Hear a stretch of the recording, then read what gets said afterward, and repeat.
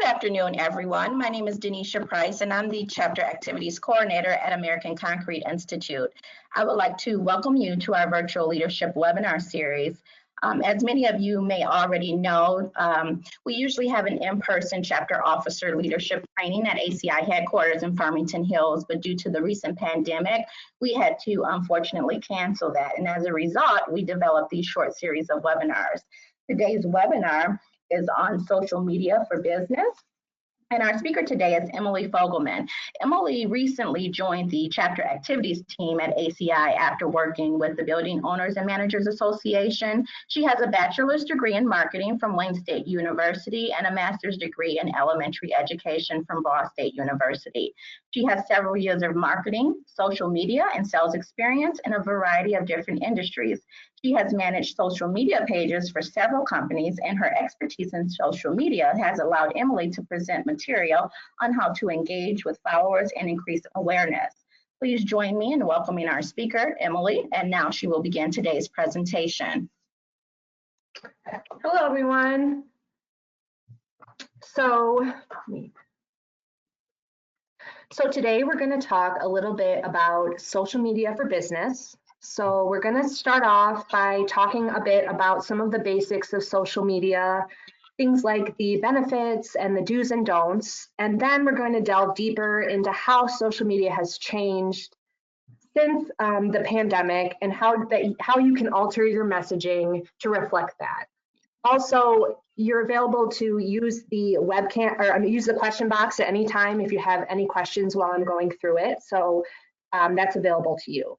So we're going to start off by talking a little bit about some of the benefits of social media.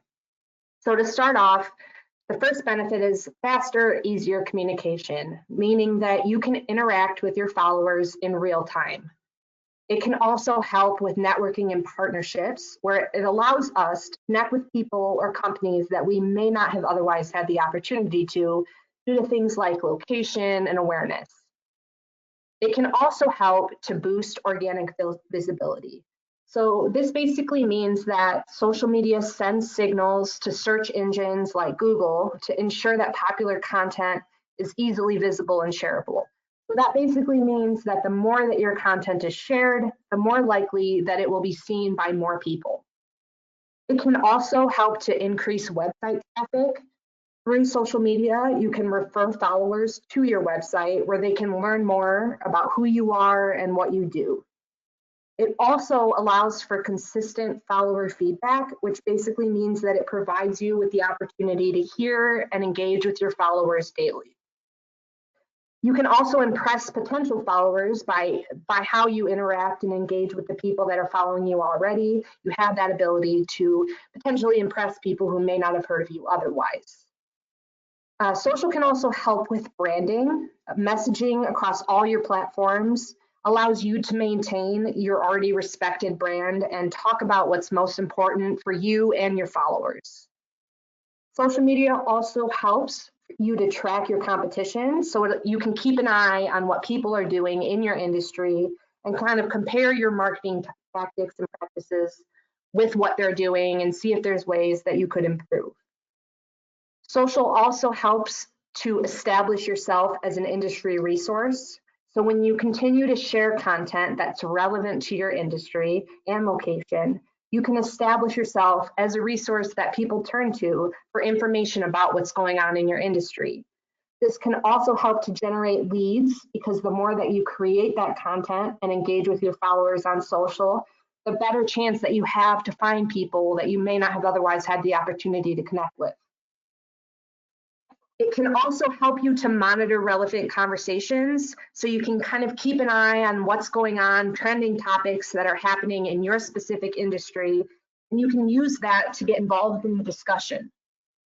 On the same line of that, it can help you to stay on top of industry news so that you can use that as a tool to create content that is relevant to what's going on in your industry at the time and get involved in that conversation. So we're going to briefly kind of go over the basics of understanding some social media users. So there's about 7 different classifications of social media users. The first is the creator. So they're active on social media, they're publishing blog posts or articles, maintaining web pages, uploading videos to YouTube, and writing articles or stories. So they're very active in creating content that is going on each social media page.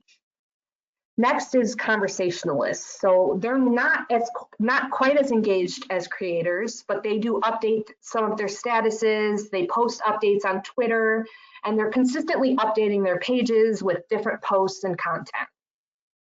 Critics are really what they sound like. They post a lot of ratings and reviews of products. Those are the people that really use social media to get their opinions out about certain products or certain services and kind of share their opinions. Next is collectors. Oops, sorry. So they are the ones that are kind of collecting a lot of that information. They have a lot of tags or saved bookmarks or RSS feeds that they use to kind of collect as much information from different platforms about a certain topic. Next is joiners. So those are the more casual participants. They kind of swing by occasionally. They all have social media profiles and they visit the sites. And sometimes they'll get involved in the conversation, but for the most part, they're really just kind of watching. Spectators they make up 3 out of 4 online Americans. So they are the ones that are really just taking in all the information. They're watching videos, they're reading posts and tweets and forums, they're reading customer reviews, they're listening to podcasts. They're not really actively involved as far as commenting and engaging, but they're very interested in kind of taking in as much of the information as they can. Lastly is inactives. So overall, that number is pretty consistently shrinking, but there are people that still do not have any interest in participating in social media at all in any way. So next, we're going to talk a little bit of just some of the etiquette, do's and don'ts regarding social media. So to start with the do's, there's a couple that we're going to go over. The first is posting regularly. So if you want to have success on social media, it's imperative that you remain consistent with your posting. Most people recommend 2 to 3 times per week to remain constant and in people's minds when they're visiting your social media pages. It's also very important to interact with your audience. So if you see a comment or question on one of your posts, you should always respond to it. That's the best way to drive conversations with the people that are following you. Also, avoid poor grammar. So you should always make sure to proofread your content before you post, because you can really hurt your credibility with grammar mistakes and spelling errors. It's also incredibly important in social media today to be visual. In fact, social media posts with a photo are 10 times more likely to get engagement. So it's really important that every post that you share includes some type of photo or video. Also, give credit where credit is due. So you should always make sure that if you're sharing content that is from another source, that you tag them or reference them in some way. Also, it's really important to use the right content on the right platform. So each platform has its own specific kind of audience. So you should really make sure that your content matches the posts that the content matches the platform you're posting on. So for example, Twitter is typically used for rapid fire conversations, quick conversations with one another, and LinkedIn is more for business conversations. Also, share without expectations. So once you start interacting on social media, some people expect to see results right away. Sometimes it's a little bit more difficult and you kind of have to be patient, and your goal should always just be to make connections with people and continue to build your reputation on social media. So as far as some of the don'ts, the first don't is don't be a spammer. This basically means that you need to find a balance between engaging with your followers and spamming their pages with only your account, because nobody wants to see that, and it can really lead to decreased engagement. So you really need to find the balance between posting regularly, but also not posting too often. Also, you have to be careful not to be needy. So don't constantly ask people to comment, like, or retweet and everything you're posting. You can get creative with the messaging that you're sharing so that you can accomplish those tasks without having to specifically ask someone to comment or retweet or share. Also, just try to avoid writing in all caps because they're visually alarming and they can make the reader feel like you're shouting at them. Also, be careful not to share the exact same message repeatedly. It just makes you appear lazy and your followers don't want to read the same content every single day. Although you can get, if you're sharing a similar message, just try to get creative with the way you're saying it so that even if it's the same message, you can position it in a different way so that the reader doesn't think that they're just seeing the same thing over and over again. Also, do not go hashtag overboard. So although hashtags are a really convenient way to connect your content with similar posts that are related to the topic you're talking about, you should really try to limit the number of hashtags that you use per post. Try to keep it at 2 to 3 hashtags per post at the most. Also, just don't engage with negativity. There's a lot of negativity on social media, and it's really important for your reputation as a brand to stay out of that in any way. Just remember you shouldn't engage with it, and you should always be respectful and understanding of other people's opinions.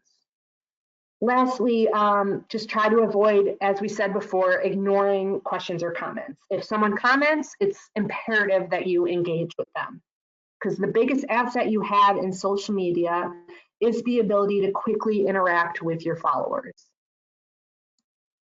So now we're going to talk a little bit about how the pandemic has changed social media interactions that have happened since it all started. So Sprout Social is a leading social media management service, and they have about 20,000 plus customers, and they compiled data to see how patterns and behaviors have changed since the start of the pandemic.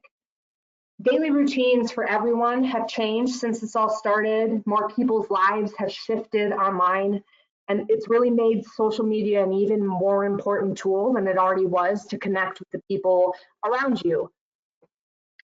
So next, we're going to look at some of the specific changes in each platform on social media since the pandemic started.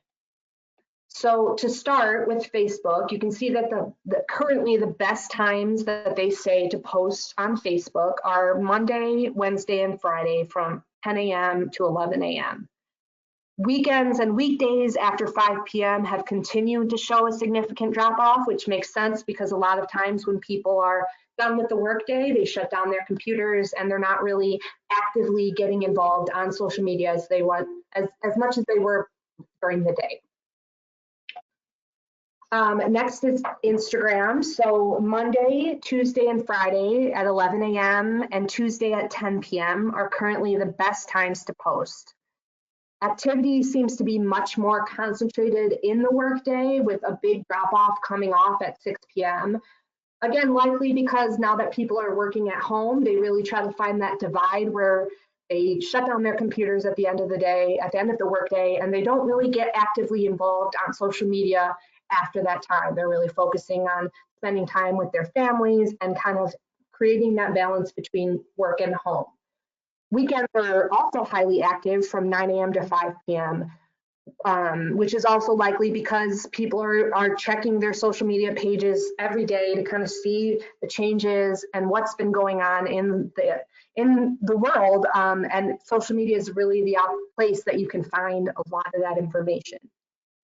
So with Twitter patterns seem to have remained slightly the same pre and post COVID. The top time to engage has shifted somewhat. So the current best time to post on Twitter is Friday, 7 to 9 a.m. with 9 a.m. showing the most activity.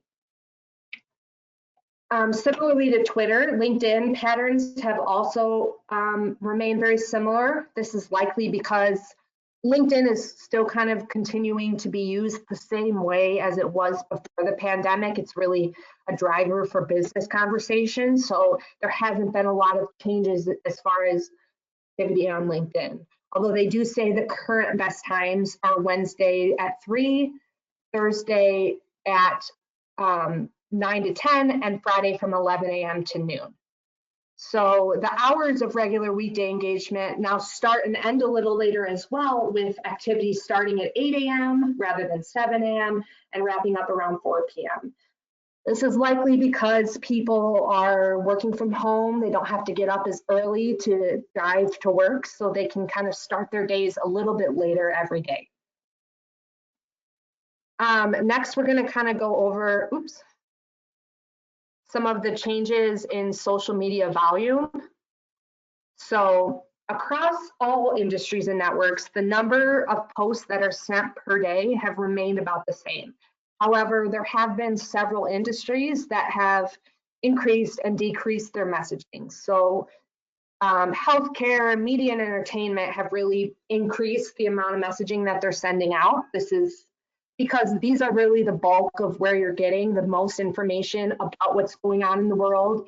The pandemic is really what everybody is talking about on social media. So healthcare and media and entertainment are really the ones that are providing a lot of that information. So some of the industries that had a decline were sports and travel. And this is also makes a lot of sense because both of those have kind of had a limit put on them since the pandemic started.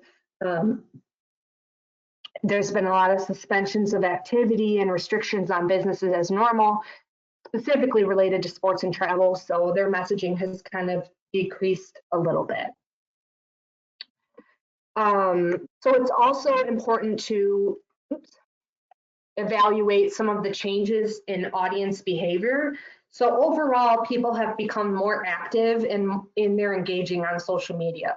There's kind of a trend in social media overall that people have become a lot less engaged than they were previously. It's a lot more difficult to get comments and people to share and engage. But since the pandemic has started, the messaging has increased on an average of 44 messages per day. And a lot of those increases were with consumer goods, healthcare, and then media and entertainment. So what can we expect in the future? It's important to remember that the pandemic is changing constantly, and that really means that audience behavior will continue to change dramatically. The best thing that you can do is stay on top of your own brand's data, see when you're getting the best responses, and identify the best opportunities for success. You should also remember to take into account your own state's responses or requirements and continue to share information that's related to the pandemic in some way. So how should we interact with our followers during a pandemic? So your followers are spending more time online than they ever have before. So you have to address what's happening in the world, or you can risk coming across as tone deaf. So it's important that you should drive discussions about what's happening. It's also important to remember that this is new for everyone, and no one is an expert on how you should market your products or market your business on social media through a global pandemic. So just keep an eye on what's going on and kind of continue to match your behavior with a lot of what other people are doing.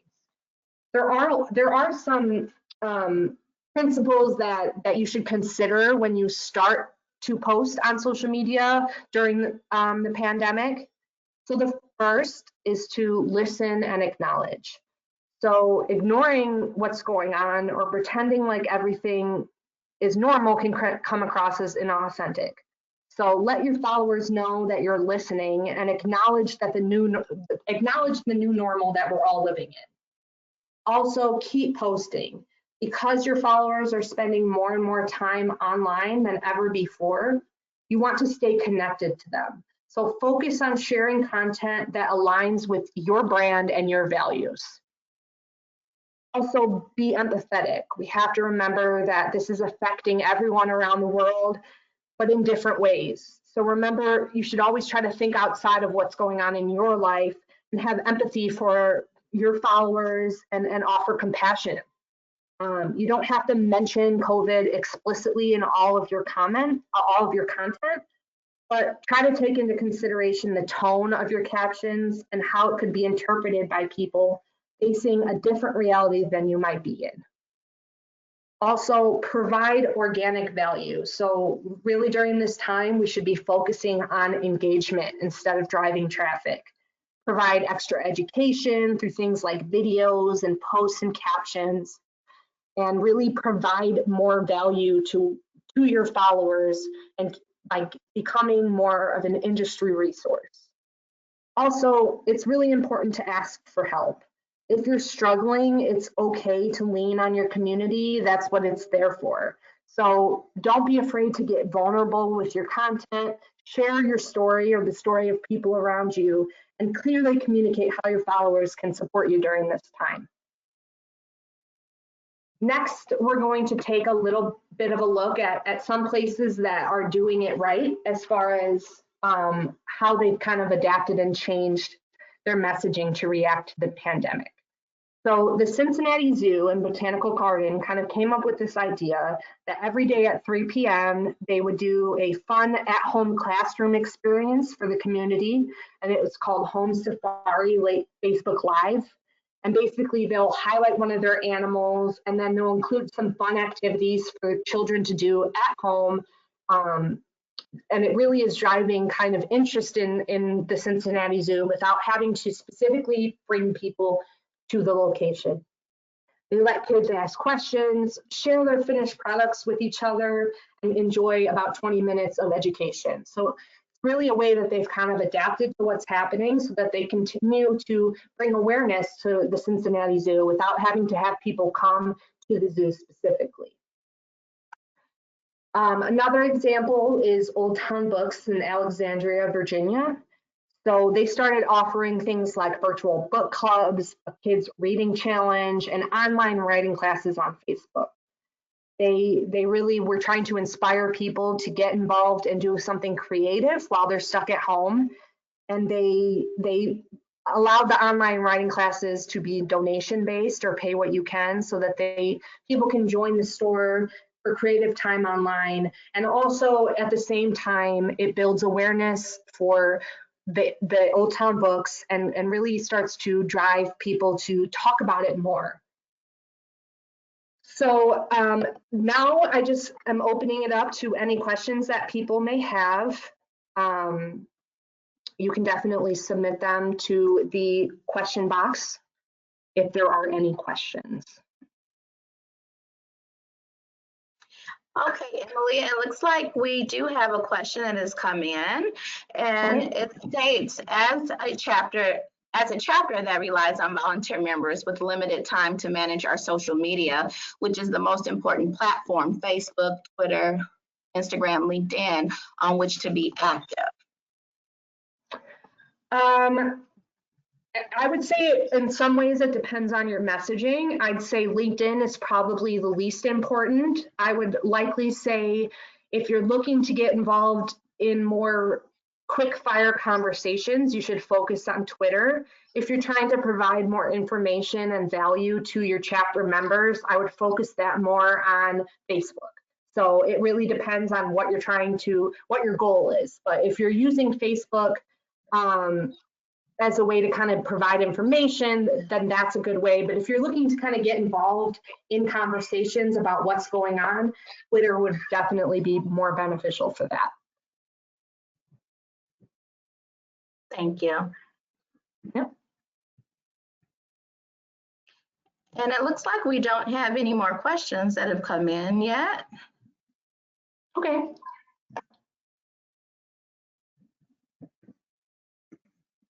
I'll give everyone a few seconds to see if we have any more. Okay, it looks like we do have another one. Not sure if you covered this or not. Is there regional issues with using certain platforms? Regional issues. I'm not sure about that one, so I can definitely look into that more. I don't know of any regional issues, but I can definitely look into that more. Okay.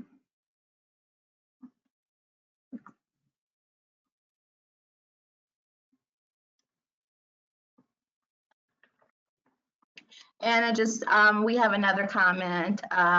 It's very clear and interesting. So thank you. Oh, thank you very much.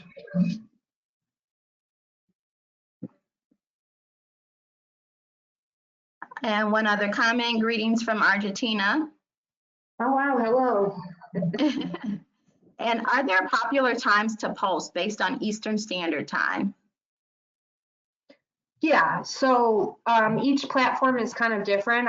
I went over that briefly, but you can kind of see typically, like for example, on Facebook, 10 a.m. to 11 a.m. on Wednesday and Friday. After 5 p.m., I would kind of avoid it. A lot of times the morning and mid-afternoon seems to be the best times to post. So Instagram is 11 and around 2 p.m.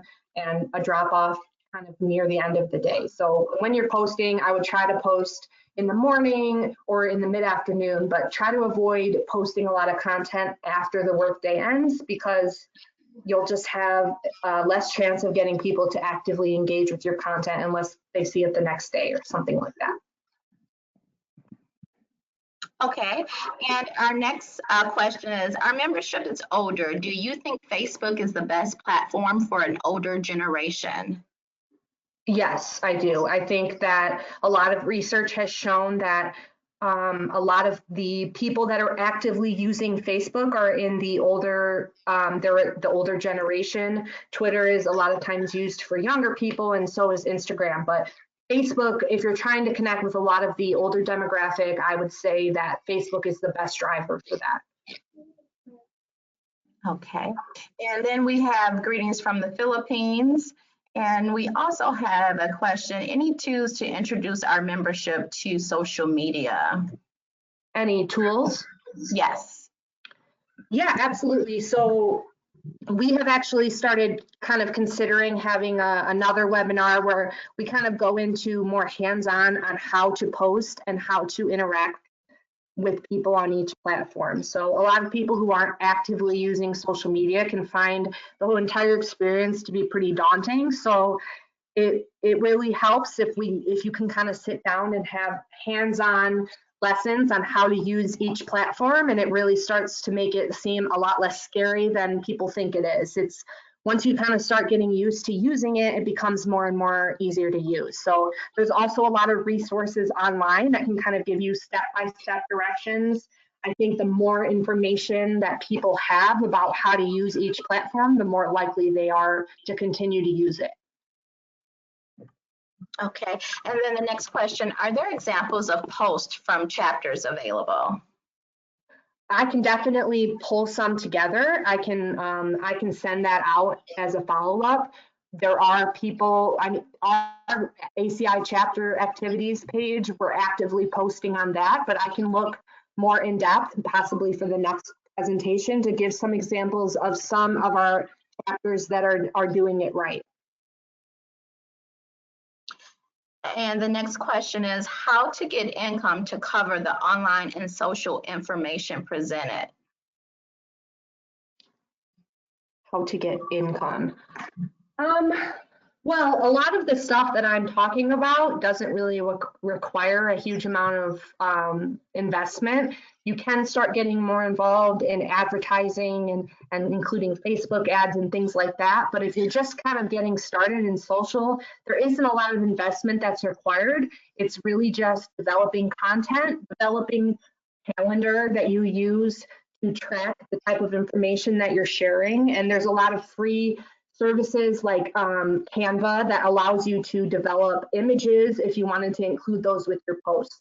So a lot of the resources that you can use on social media are really free to use. It doesn't start to drive a lot of costs until you start getting more involved in using advertising and things like that. Okay, and the next question is how to identify fake news in social media. I think everybody is trying to figure out how to identify fake news because there's so much of it. I think the best way that you can do that is make sure that the source that you're finding that information for is trusted.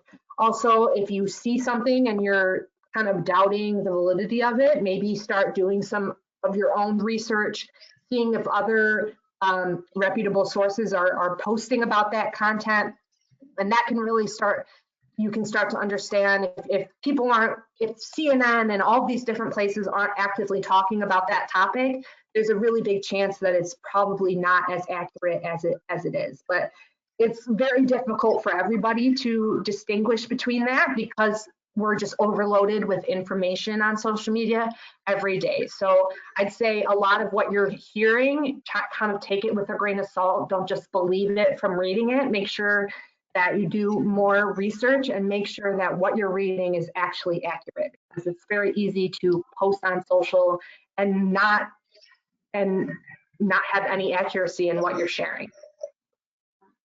Okay, and one of our attendees stated he didn't have volume for the first 2 slides. Can he get a copy of your presentation? Yeah, absolutely. If he would, he can provide his email. I can get it sent over to him. Okay. And it looks like that, it looks like we have one more. It states, I use Facebook and it costs to advertise to members. I am in Saudi Arabia. That makes sense. So like I said, that sounds more like you're actually doing advertising, and that does cost money. Although just posting on your social media page, sharing content is not, it doesn't cost anything. So I can always do a follow-up webinar talking more about Facebook ads and the benefits and the non-benefits of that. There's a lot of people who don't actively use Facebook ads, and when they're starting off on social, they just focus on sharing content, and that can be pretty valuable. Although the farther you get into it, you can start finding a lot of value in Facebook ads and things like that. So I can definitely speak more to that if there's interest in talking more about the financial part of social media, Facebook ads and the Google ads and things like that. Great. Thank you, Emily, again. That concludes our webinar for today. We hope that all of our attendees enjoyed it and that you learned something from it. We hope that you have a great day and stay safe. Thank you.